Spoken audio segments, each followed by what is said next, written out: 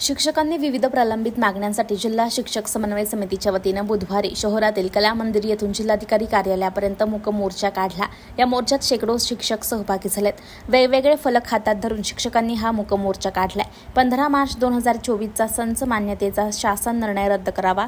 1 November 2005 नंतर नियुक्त झालेल्या सर्व कर्मचाऱ्यांना जुनी पेन्शन योजना लागू करावी। जिल्हा परिषद शाळेबाबत अवलंबलेलं कंत्राटी धोरण रद्द करावं। राज्यातील शिक्षकांना 10, 20, 30 आश्वासित प्रगती योजना लागू करावी। जिल्हा परिषद प्राथमिक शाळेतील शिक्षकांना मुख्यालयी राहण्याची सक्ती करू नये यासह अन्य मागण्यांसाठी बुधवारी जिल्ह्यातील सर्व शाळा बंद ठेवून शिक्षकांनी हा मोर्चा काढला। यावेळी विविध मागण्यांचं निवेदन जिल्हाधिकाऱ्यांमार्फत मुख्यमंत्र्यांना पाठवण्यात आलं। या सगळ्याचा आढावा घेतलाय आमचे प्रतिनिधी पवन जगदमवार यांनी। चला तर पाहूया।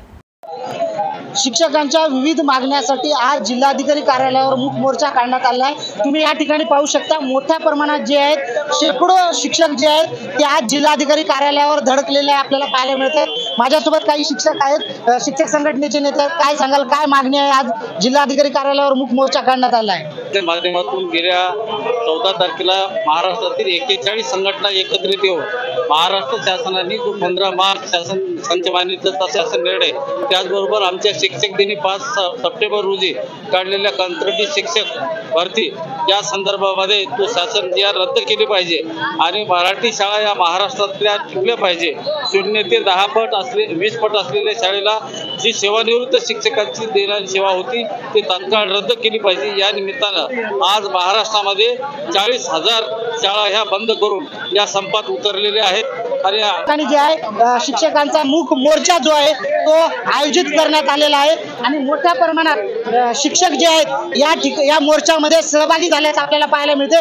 माझ्यासोबत शिक्षक सेनेचे राज्य उपाध्यक्ष विठ्ठल चव्हाण आहेत।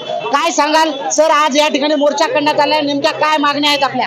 आज संपूर्ण महाराष्ट्रामध्ये सर्व प्राथमिक शिक्षक संघटना समन्वय समितीच्या वतीनं प्रत्येक जिल्हाधिकारी कार्यालयावर मोर्चा आहे।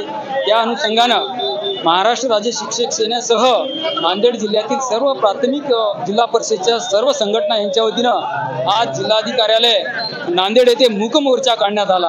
आमच्या प्रमुख मागण्या ज्या आहेत की 15 मार्चचा GR रद्द झाला पाहिजे, 5 सप्टेंबरचा GR रद्द झाला पाहिजे, सरसकट जुनी पेन्शन योजना लागू झाली पाहिजे।